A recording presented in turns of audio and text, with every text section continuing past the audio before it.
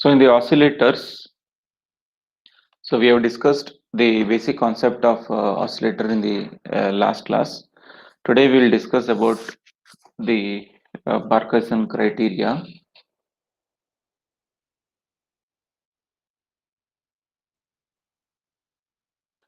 So this is the criteria which is necessary to tell a particular circuit is going to give an oscillation. If you are going to tell a circuit is an oscillator and it is going to give oscillation, then you need to it needs to be satisfying these two the conditions which are told by the Parkinson. So Parkinson criteria is having two statements. The first statement is the open loop gain or the overall loop of an overall loop overall the phase shift, sorry, the phase shift achieved by the closed loop of a circuit should be equal to 360-degree or 0 degree.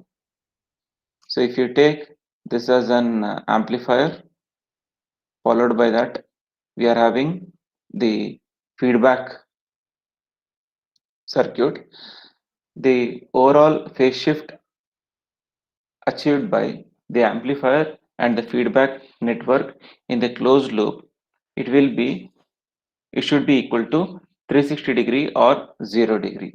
That is the first condition. Next condition is A beta should be equal to 1. That is modulus of product of gain of the amplifier and feedback factor should be equal to unity. So if these two conditions are going to be satisfied, then we are going to tell the oscillator is going to give an sustained oscillation. If any of this condition is not satisfied, then the oscillator is not going to give a sustained oscillation.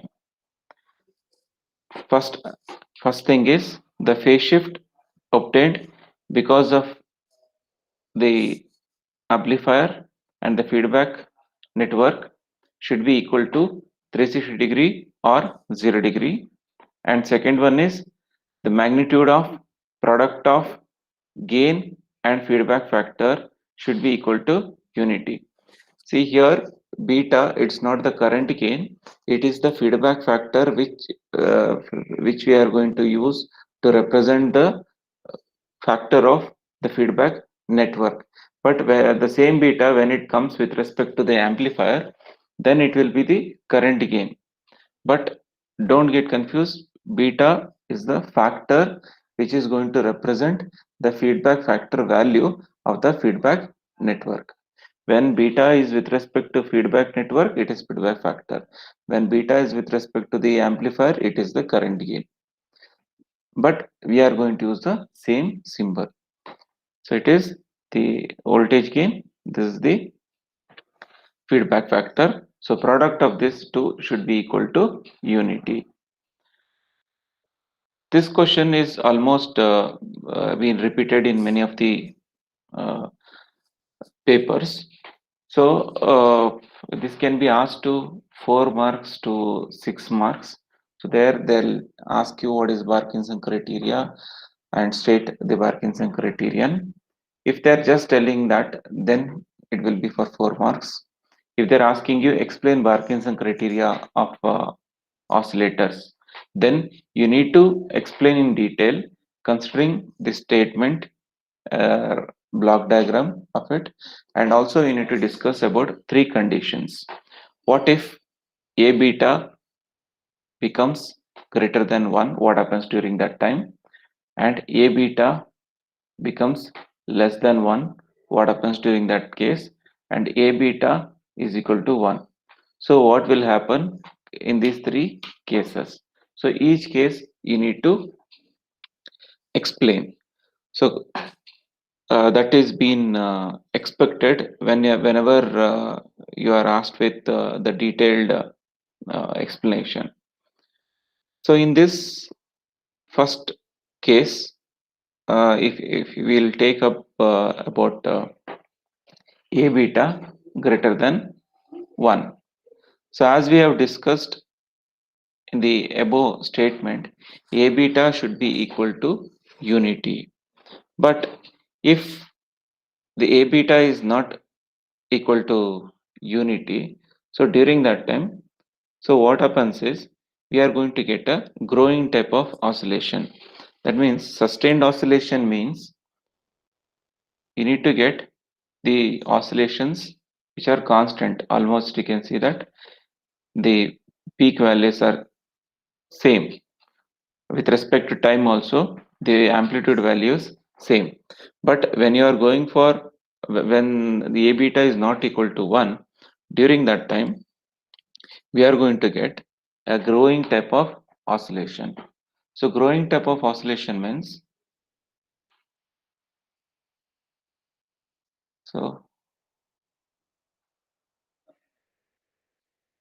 so this is the growing type of oscillation. With respect to time, the amplitude will be keep on increasing, and you can observe here the amplitude is increasing. Amplitude is not constant. This type of oscillations are produced, but the oscillations each cycles are not same.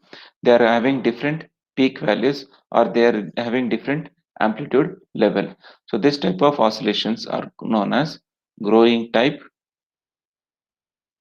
oscillations. Okay, even though you match this 360-degree or 0-degree condition, but A beta is equal to 1 is not matched, during that time growing type of oscillation will be obtained. In the same way, if you are going to have A beta less than 1, if the product of the voltage gain and the feedback factor is less than 1, during that time we are going to get decaying type of oscillation.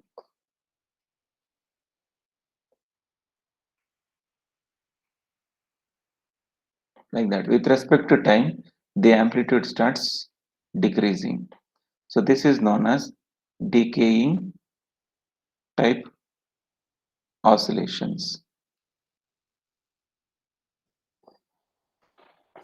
So this is the second condition which we are having.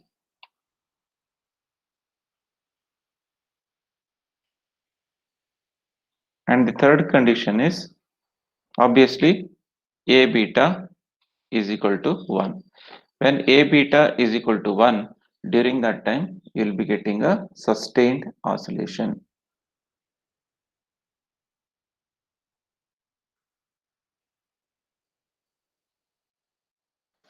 So you can see that the amplitude is same and the cycles are almost equal. So these three types of oscillation you need to explain. So this is sustained oscillation. Always we expect sustained oscillation to be the sustained oscillation to occur at the output of the oscillator. But any of these uh, cases might occur because of the mismatch in the values of the A beta. Greater than 1, less than 1, or equal to 1. So these are the three types of oscillations which might come because of mismatch in the oscillation. So this is about the Barkhausen criteria.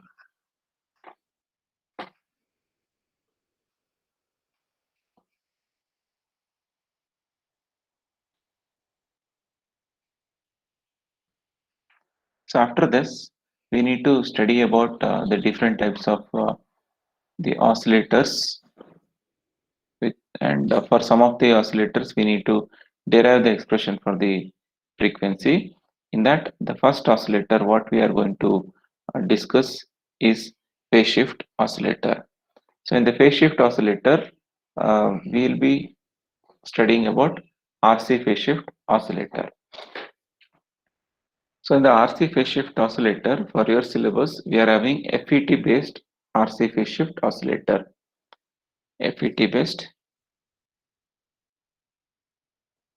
RC phase shift oscillator.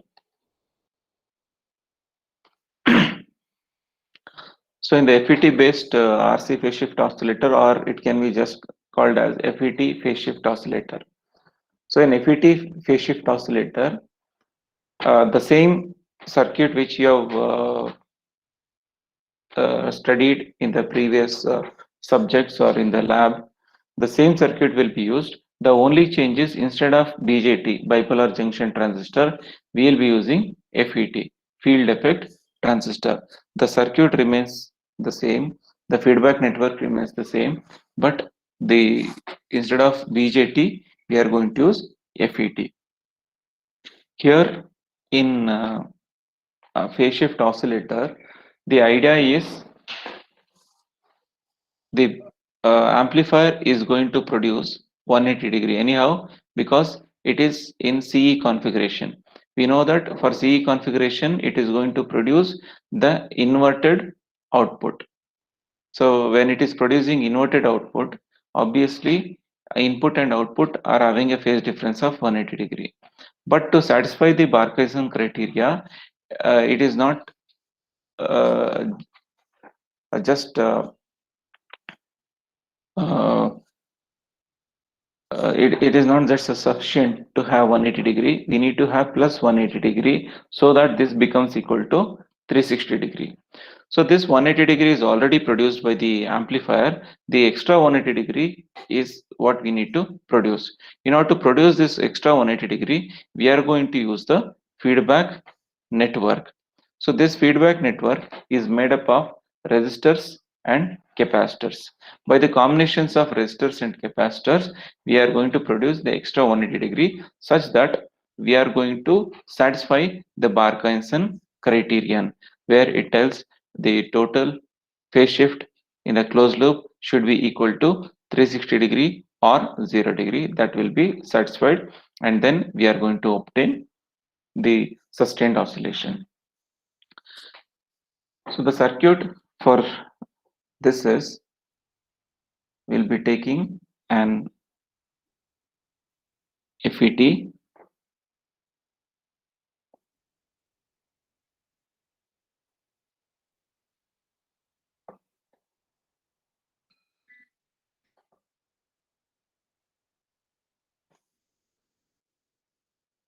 VDD, RD,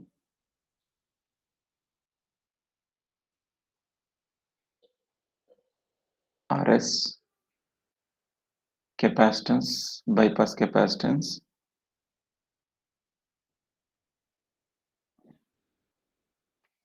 So this is the simple amplifier circuit, and there is no rule that you should use this circuit only. Even you can use voltage divider bias also for this.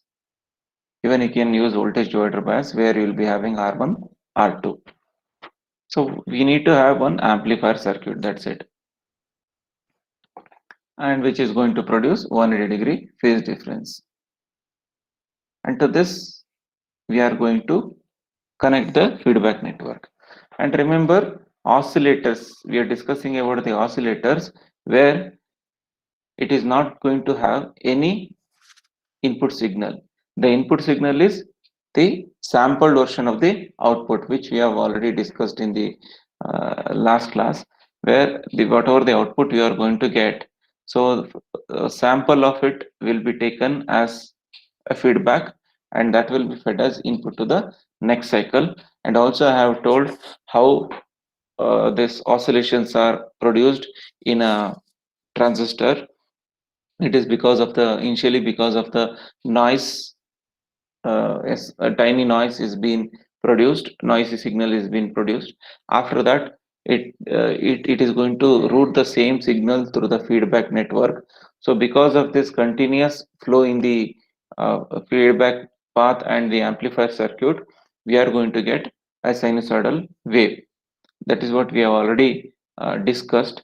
So I don't want to repeat the same thing again.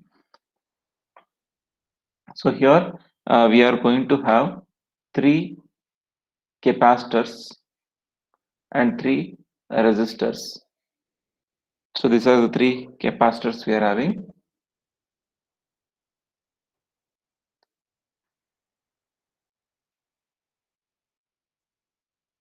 So three resistors you're having, and all these resistors and capacitors will be of same value. So that's why we are not taking it as R1 C1, R2 C2, or R3 C3, like that. So all these resistance values will be of same value, resistance in capacitor value. So idea here is the total phase shift produced by the feedback network will be equal to 180 degree. So obviously when it is producing 180 degree and we are having three pairs here, three RC pairs are used here. So when you just look in, so 180 degree and three RC pairs, that indicates each RC pair is going to give a 60-degree phase difference. Whenever a signal is coming out here, let us say we are getting a signal like this. When this signal is fed here, during that time, a 60-degree phase difference is being added to this signal. Then to that 60-degree added signal, the next RC pair is going to add one more 60-degree, and to that added signal, the next RC pair is going to add extra 60-degree. Let us assume this is the sinusoidal wave, whatever we have obtained is somewhat B. B is the signal. When B comes to this RC pair, then B will be added with 60-degree phase difference. And so already it is having 180-degree phase difference. When it is added up with 60-degree, it will be having totally 240-degree. So 240-degree phase difference will be there between the input and the output. Output across the feedback network. Then this 240-degree signal, when it is passed through the next RC pair, then again 60-degree is being added up. So it comes around 300-degree. Again, when the signal which is at 300-degree phase will be sent to next RC pair, the extra 60-degree will be added up. So when extra 60-degree signal is being added up, so totally we'll be having 360-degree. And as we know that Barkinson criteria is also telling the total phase shift around the closed path should be equal to 360-degree or 0-degree, because 360-degree or 0-degree both are equal. So finally we are able to produce a signal which is having a phase difference of 360-degree or 0-degree. This I have already told you, but I'll just try to uh, revise it again. See, the main why we are doing all these things is whenever a signal is, since it is in common source configuration, similar to common emitter configuration, this is with respect to BJT. So similarly, for BJT, if it is CE configuration, for FET it is CS configuration, common source configuration. So common source configuration is also going to produce inverted output. That means if the input is like this, then the output will be like this. And let us assume there is no feedback network and you are just connecting it directly without any network. You are just connecting an wire like this. During that time, what happens is this signal is going to be the next input. So this is the next input, and this input signal is again getting inverted and it is obtained across the drain terminal. So when it is obtained across the drain terminal, it will be in this form. And you can observe that the first signal was like this and the second signal is like this, and they're having a phase difference of 180-degree. If this kind of signals are supplied to any device, the device might get damaged, and also this kind of signals are not accepted by many of the devices. That's why we are going to uh, use a feedback network which is going to produce the additionally required 180-degree signal, 180-degree phase shift. So totally we will be able to have a 360-degree phase difference.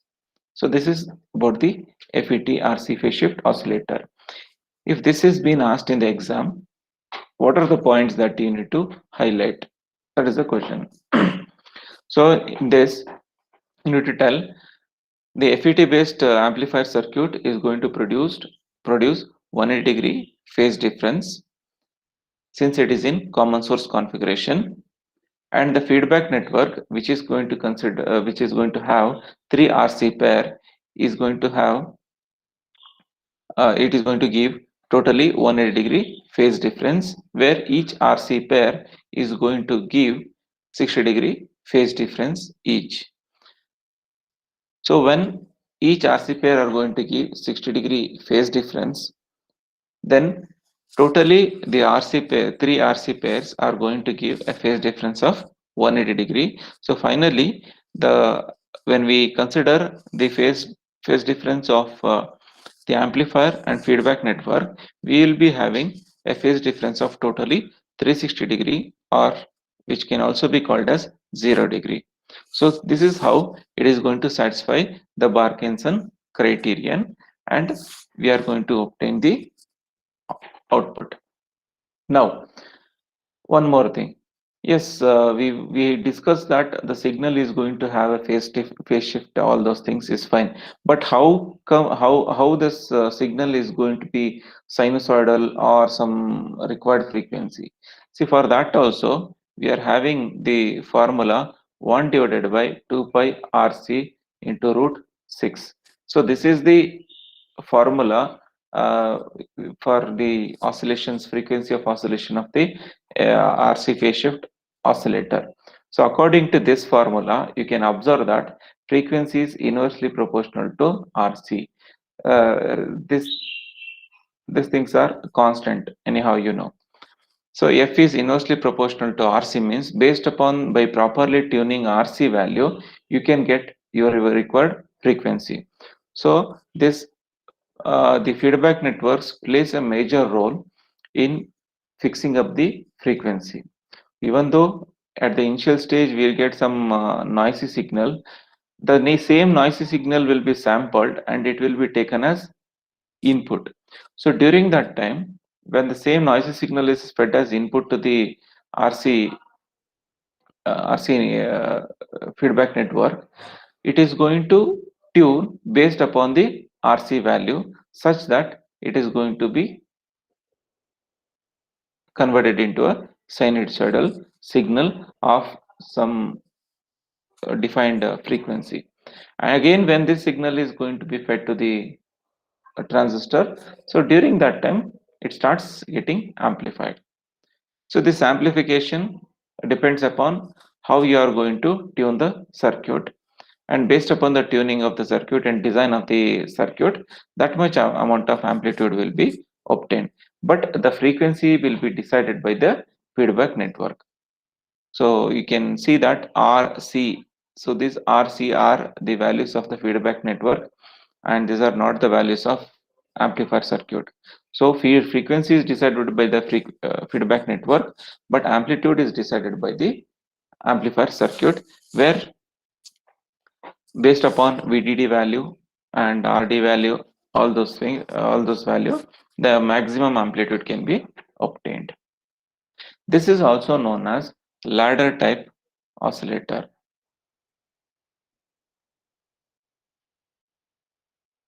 So this is known as ladder type oscillator because when we look into the feedback network in an horizontal view, you can observe that it looks like an ladder.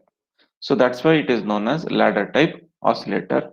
In exam, they can ask you to confuse, or if they twist the paper, explain the FET based ladder type oscillator. So during that time, you have to write the same circuit and explanation. Even after doing all these things, this circuit has uh, drawback and disadvantage. So this is not used in many of the places because this is not that much efficient. Why this is not efficient? That is the first question. See here, as I told, to fix the frequency, we need to fix RC values. That means these three RC pairs should be of same value. That is, all the R's should be same and all the capacitors should be same. If any one of the resistance or any one of the capacitance is mismatched, then your frequency will be different. So the design frequency will be different and the obtained frequency will be different. So that is the major drawback. And this is capable of producing only a few hundred hertz frequency. It is not capable of producing a very high frequency. Only few hundred hertz it can produce. It cannot even produce in terms of kilohertz. Just 100 hertz, 200 hertz, 300 hertz, like that. It can produce some few hundred hertz of frequency. And if you want to set if you want to change the frequency, let us assume now it is 100 hertz, and later on I want to uh, fix up 150 hertz. So when you want to fix up 150 hertz, what you have to do is you have to change all these RC pairs. You have to change all the RC pairs, and as you know, all these RC pairs should be identical again. So changing this resistance and capacitance for changing the frequency is not a easy task. So entire it is like rigging up the circuit again and again. And if even though you can use a tuning circuit, but still tuning should be done properly. This that is not an easy task. So because of these drawbacks, this phase shift oscillator, RC phase shift oscillator performance is poor compared to other oscillation circuits, which we are going to discuss in the later topics. So these are the drawbacks which we are having. So finally, we can conclude that this is not efficient. It is its efficiency is poor, and also you know that with aging, that means as time goes on, even the resistance and capacitor values will also be keep on changing. Even though you tell it's identical, this resistance and capacitor values are identical, and you are not going to change any frequency. I'm only fixing a single frequency and I'm fine with that frequency. Even in that condition also, with respect to time, which we call it as aging, the values will be varying because of the temperature. So when temperature is increased or because of the change in the temperature in the environment, these resistors and capacitors might change in its values. So which will also lead for change in the frequency. So we have fixed it for 100 hertz, and we have chosen a proper resistance and capacitor value, but still when you look into the output, you are getting some other frequency. So this happens because of the aging. Because of all these drawbacks, we tell RC phase shift oscillator is not an efficient oscillator. Okay, so this is about the working of RC phase shift oscillator. The same for the RC phase shift oscillator, you are having derivations. You need to derive the frequency equation, frequency of oscillations need to be discussed here. So in order to discuss that frequency of oscillation, first what we need to do is we need to write the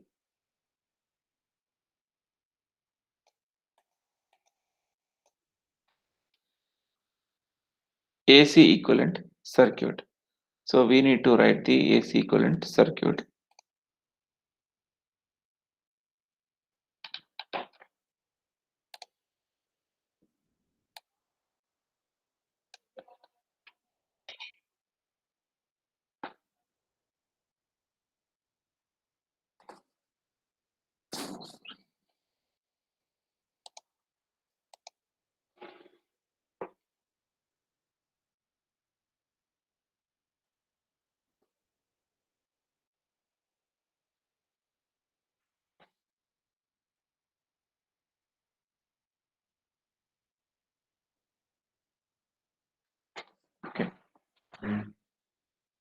So this is the AC equivalent circuit.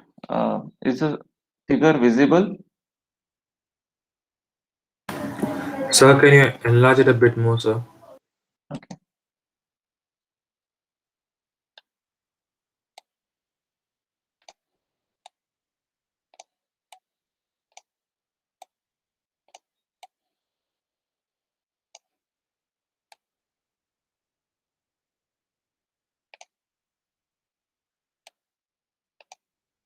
Is it visible now?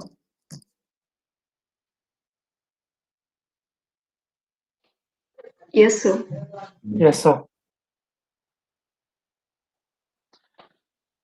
So this is the AC equivalent circuit which we are going to consider. So this portion, whatever we are having, this portion is for the amplifier circuit, and the remaining thing, as you can observe, RC. So this is with respect to the feedback network. Since you know that amplifier is going to increase the output, whatever the input you are going to get, it is going to amplify and give the output, and we draw the output in terms of current. So the amplifier is acting like a current source. So that's why we replace the transistor by a current source.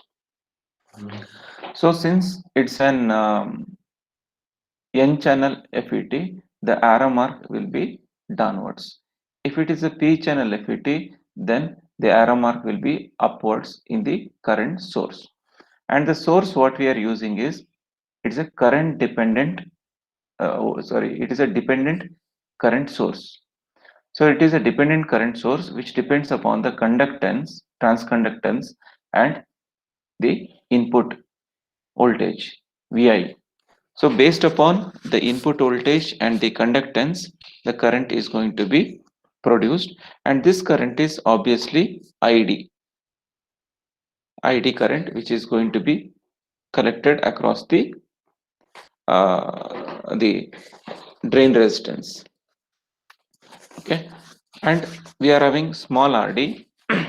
As we know, in small signal equivalent circuits we have discussed, wherever you take the output, there some small amount of internal resistance will be present. Small amount of internal resistance across that terminal will be present. If you take the output across source, now you will be having source resistance. This is the internal source resistance, not the external source resistance.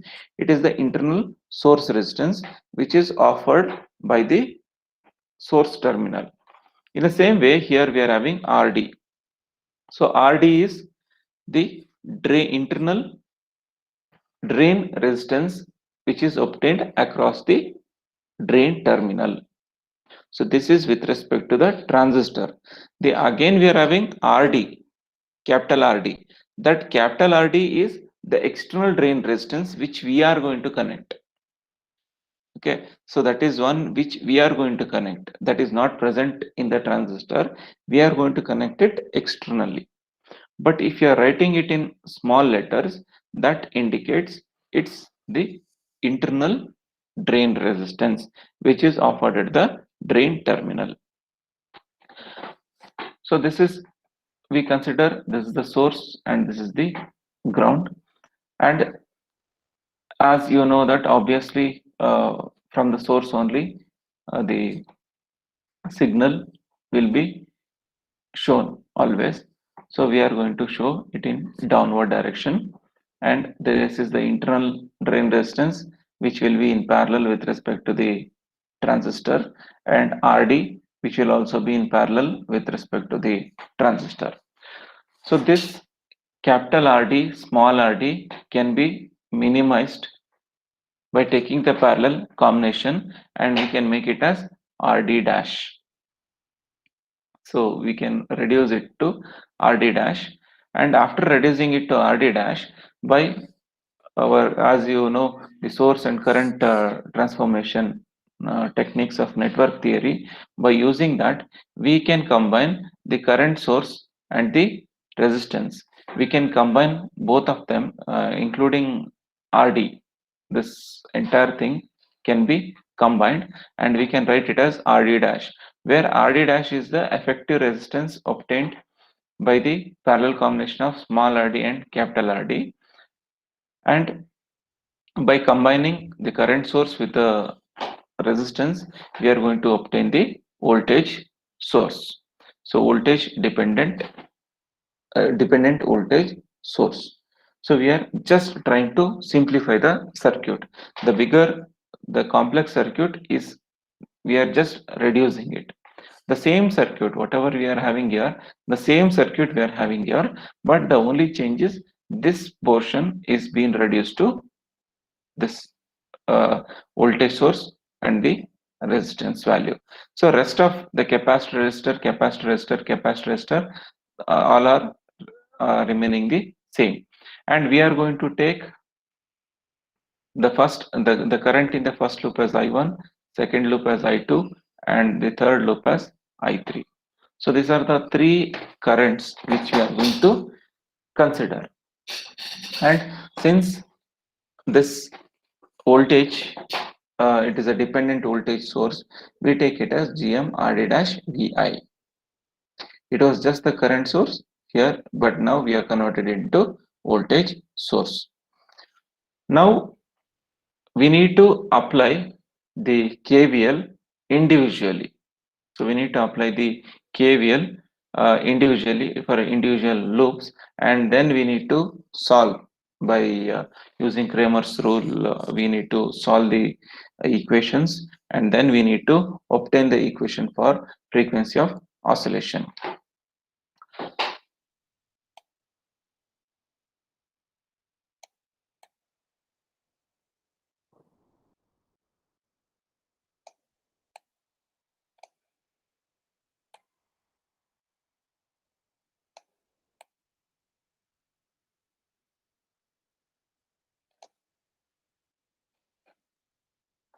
Okay, is it visible?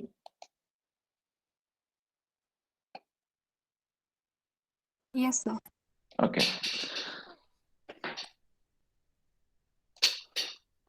So now what we are going to do is, we are going to apply the KVL to the individual loops, loop 1, loop 2, loop 3.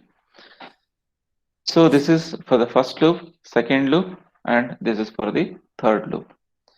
Since we are having capacitance, we know that will be, when you apply the KVL, we are going to write it in this form.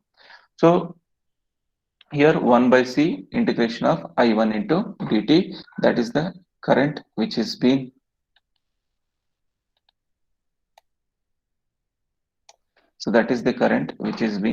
flowing through the capacitor here. And for the current, and I1 is going to flow through R. So that's why we are going to write minus I1 R. And again, even the I2 is also flowing through the resistance R. This R2, I1 is also flowing through this. I1 is also flowing, I2 is also flowing through this. That's why we write I1R plus I2R, since they are in opposite directions. So I1R plus I2R, and after that we need to take this voltage, the voltage dependent voltage source, and we are going to consider the overall voltage across this branch. It is GM RD dash VI. So that is the input. In the same way, we are applying KVL to the second loop. When you apply the KVL to the second loop, it is again in the second loop. See, first loop we are having single R. In the second loop, you will be having two R's. So we need to consider even I1 as well as I3 also. I3 is with respect to this R resistance and I1 is with respect to this resistance. So when you are going to apply KVL during that time, since these two currents are in opposite directions, so obviously one will be positive, other will be negative. I1R minus I2R my plus I3. So again similarly here I take this one as positive, so I3R, and this as negative, so it will be minus I2R. And as usual, the for the capacitor, so minus 1 by C integration of I2 into dt, that is equal to 0. So this is the equation for the second loop. This is for the first loop. In the same way, when you apply KVL to the third loop, during that time we obtain minus I3R. Again here also, because both for this we are having a single current only. For this we don't have dual currents. Only single I3 current will be flowing through this. So minus I3R minus I3R plus I2R. For this we are having two currents, I2, I3, that we have written. And same way for the capacitor we have written 1 by C integration of I3 into dt is equal to 0. And also here to this entire branch we had considered the voltage as this one, the voltage source, because this RD dash is negligible because we are taking the parallel combination of these two. See, in parallel combination what happens is the resistance which is having lowest value, that will be dominating. In the sense the total the output whatever you are getting, the effective resistance, that will be nearly equal to the lowest resistance value in the parallel combination. Suppose it is 1 kilo ohm and the 100 kilo ohm, you are having two resistor. If you take the parallel combination of these two, 1 kilo ohm into 100 kilo ohm by 1 kilo ohm plus 100 kilo ohm. So here what happens, almost this gets cancelled and you'll be almost getting 1 kilo ohm. This shows that in parallel combination the least resistance value will be the effective resistance value. So based on that, this RD dash will be almost equal to small rd, and it is very less. The internal resistance will be usually less compared to the external resistance. Based on that, we have neglected RD dash, the voltage drop across RD dash is neglected.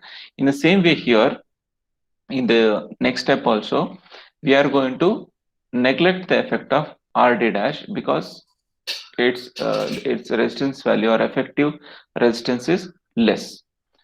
So hence, when R is very much greater than RD dash, the effect of RD dash is neglected. So now what we do is we are going to replace the integration of dt by S parameters. We are going to replace. So we are going to write it as 1 by S in the place of integration. And by rearranging the equation, the above equations are rearranged like this, and we are going to take the common parameters. So when you take the common parameters between these two, when you are writing for this integration as 1 by S, we get 1 by SC, and yeah, as you have taken I1 will be I1 into R plus 1 by SC minus the remaining I2 R, and this is as usually remaining, and we have rearranged it.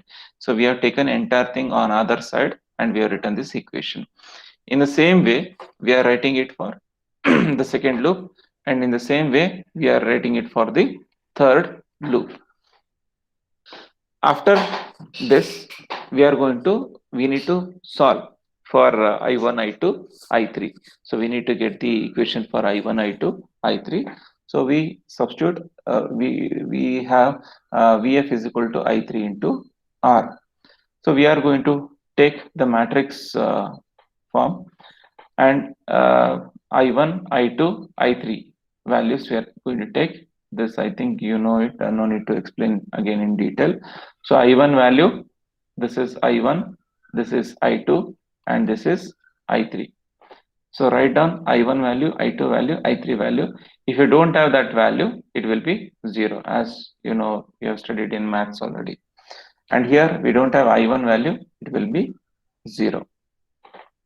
After this, you need to solve. We need to, as usual, the matrix, the multiplication process, whatever we are having, finding the determinants and all. So we are going to follow that, and we are going to obtain this equation.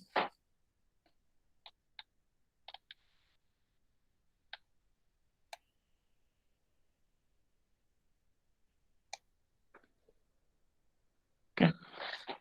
Next, we have considered I1, I2, I3. Now we need to consider I1, I2, because on the other side we are having GM RD dash VI also. So in order to include that, we know that we can replace one column with that. So we are just replacing this column with respect to this, and we are writing that. And again we are going to find out the determinant, and we get this equation. So we get this equation. So for this, we obtain R cube 6R square by SC plus 5R by S square C square plus 1 by S cube C cube. And for this, we obtained minus R square GM RD dash VI. Once this is been done, now we will go for the next step.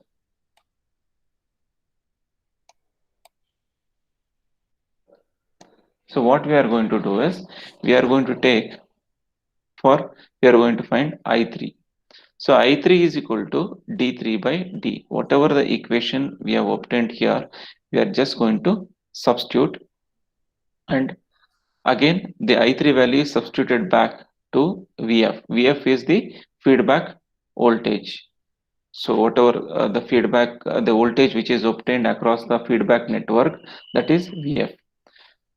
So that's why VF is equal to I3 into R. So we substitute it here, and we obtained VF. We obtained the VF value. Once we are obtaining with VF value, then we are going to find the loop gain. So for loop gain, we have the VF by VI, feedback voltage by input voltage, because the feedback voltage itself is the the sampled portion of the output. That's why VF by VI we substitute whatever we have obtained, and here what we do is the common terms will be cancelled. R cube, all those things are cancelled, such that we get 6R. Since it is 6R square, we get 6 by SCR, capital R. So, and we obtain this equations. So after that, we are going to replace S by J omega, S square by J square omega square. Again, you know that J square is equal to -1. So when J square is equal to -1, it becomes minus omega square. So J cube omega cube, it becomes minus J omega cube. So we are going to replace the entire equations, and for 1 by RC omega, we are going to take it as alpha, and one more, we are going to replace the above equation by this form, where we are just substituting it, and wherever we get 1 by RC omega, we are going to replace it by alpha. After that, what happens is, to get a sustained oscillation, or if you are getting an oscillation, according to the oscillator concept, the imaginary terms must be equal to 0. That is the basic concept of phase shift oscillator. Even the same thing we will be, if you remember Wien Bridge oscillator, there also it has been discussed like that only. The imaginary part should be made equal to 0. So then only you are going to get the required phase shift. So that's why only consider we split up the imaginary part and real part. So for open loop gain to be real, imaginary part must be 0. So we take alpha cube minus 6 alpha is equal to 0, and we solve this. We get alpha is equal to root 6. And already we know that alpha is equal to 1 by RC omega. So we take 1 by RC omega, and omega is equal to 1 by RC root 6. And you know that omega is equal to 2 pi f. So we substitute omega is equal to 2 pi f, and we will be getting f naught is equal to 1 by 2 pi RC root 6. The same thing we are substituting here. So this will be tending to 0, and here alpha value we have obtained. So that alpha value we are going to substitute, and finally we are going to get the A beta is equal to GM RD dash by 29. So that will be greater than A beta, A beta. So for sustained oscillation, in this case,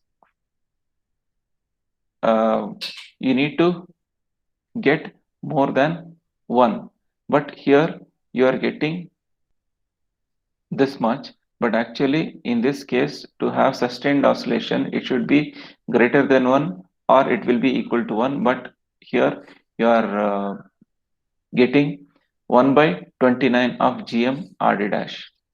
So finally GM RD dash is greater than 29.